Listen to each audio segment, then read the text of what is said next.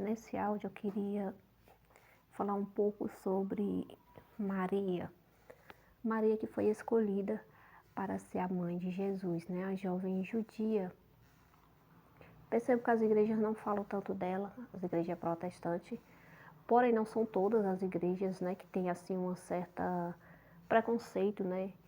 Um certo preconceito com Maria devido à rixa que existe entre protestantismo e catolicismo, o que eu acho uma grande bobagem, já que vários personagens bíblicos eles são citados como exemplos de pessoas que tiveram fé em Deus, foram tementes a Deus, né, foram humildes, e entre esses personagens nós vemos, nós aprendemos com o Novo Testamento, com a própria Bíblia, que há mais de 2000 anos atrás houve em Israel uma jovem judia, descendente do rei Davi, que ela agradou ao Senhor a ponto de ser a escolhida para ser a mãe de Jesus Cristo, o maior profeta que se levantou em Israel, que foi Maria, né? E Maria, ela deixou um legado, ela nos deixou muitos exemplos e muitos ensinamentos. Ela era temente a Deus, ela era humilde, né? E ela chega a ser impressionante, é a fé de Maria, mesmo ela sendo uma jovem, porque ela era muito nova. Ela era uma jovem de 14, 15 anos, quando Gabriel foi até ela anunciar que ela seria a mãe de Jesus, quando ela ainda estava noiva com José, não tinha casado ainda. E mesmo ela sendo uma jovem, não entendendo como isso ia acontecer, porque ela ainda estava noiva, não tinha casado, ela não tinha entendimento daquilo, e mesmo ela não entendendo, ela disse a Gabriel: eis aqui a serva do Senhor, faça-se em mim segundo a tua palavra, que significa, eis aqui a serva do Senhor, que se cumpra em mim segundo a vontade dele. Mesmo ela não entendendo nada do que ia acontecer, mas ela entendeu que ela tinha sido escolhida por Deus para uma missão. E ela estava dizendo, se é a vontade do Senhor, que seja feita a vontade dele. Então nós temos muitos a aprender com Maria, como nós aprendemos com Joquebede, como nós aprendemos com Débora, como nós aprendemos com Esther. Nós temos a aprender, porque ela também deixou um legado, né? Queria falar a respeito desse legado que Maria deixou. Que legado foi esse? Então ela deixou ensinamento como a maioria dos demais. Queria falar um pouco sobre isso. Maria ela era uma jovem judia, serva humilde e temente a Deus.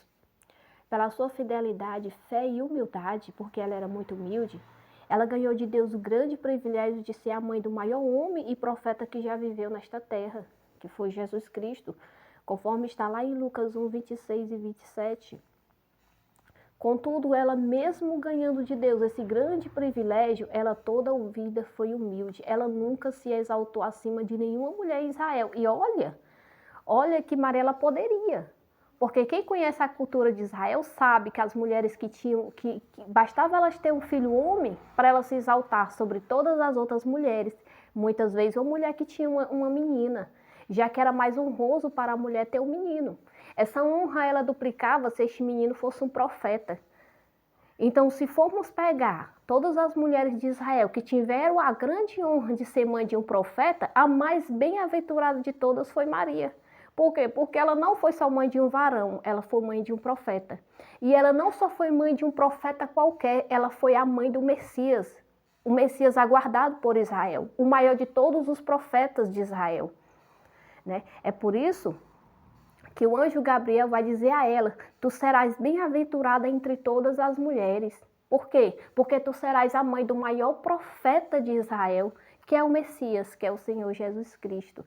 Então ela poderia ser a mulher que se exaltaria acima de todas as outras em Israel, mas ela não fez isso.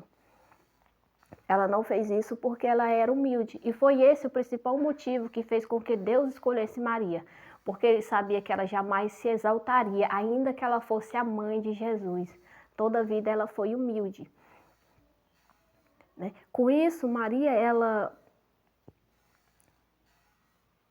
ela sempre foi humilde, ela nunca se exaltou.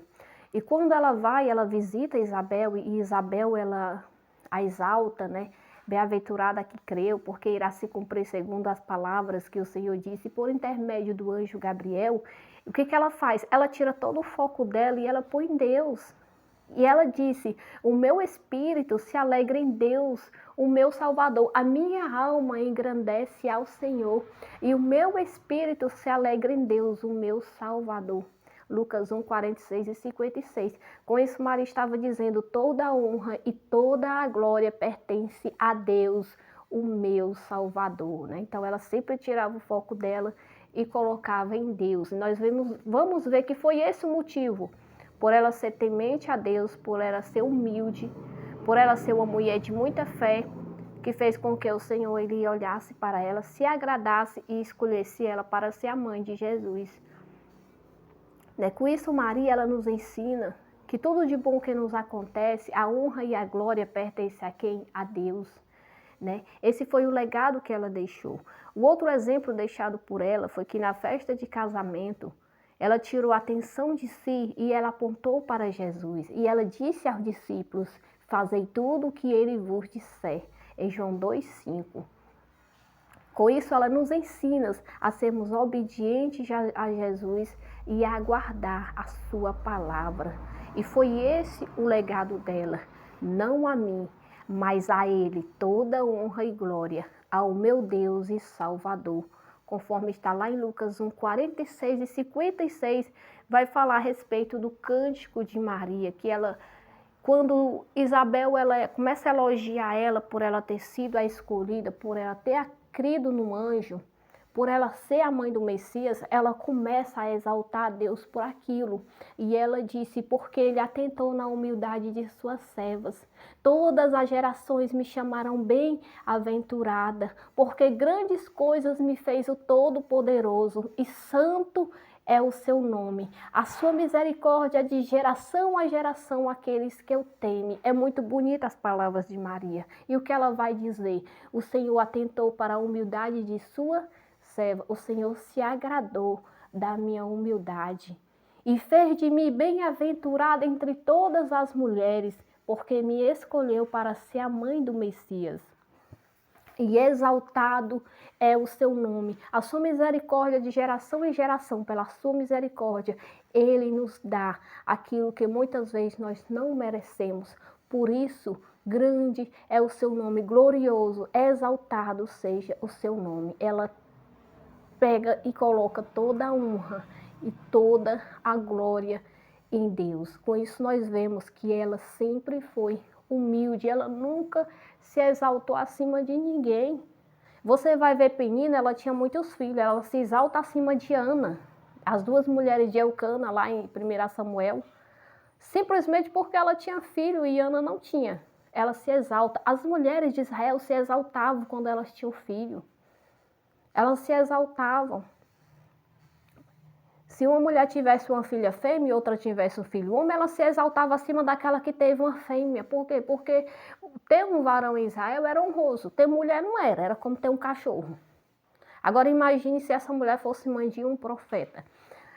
A Bíblia também demonstra que Ana, embora ela tenha ganhado de Deus o privilégio de ser mãe de um profeta, que foi o profeta Samuel, ao que me parece, ela também foi uma mulher humilde.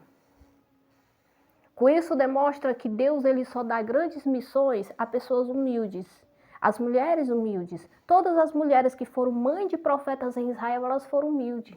Deus jamais iria escolher uma mulher arrogante para ser mãe de um profeta. Por quê? Porque uma mãe de um profeta ela era muito respeitada em Israel. E ela poderia, por causa desse respeito e dessa honra que ela tinha, ela se considerar melhor do que todas as outras. Mas as mães dos profetas, elas sempre foram as mulheres mais humildes de Israel, inclusive Maria, sendo a mãe de Jesus.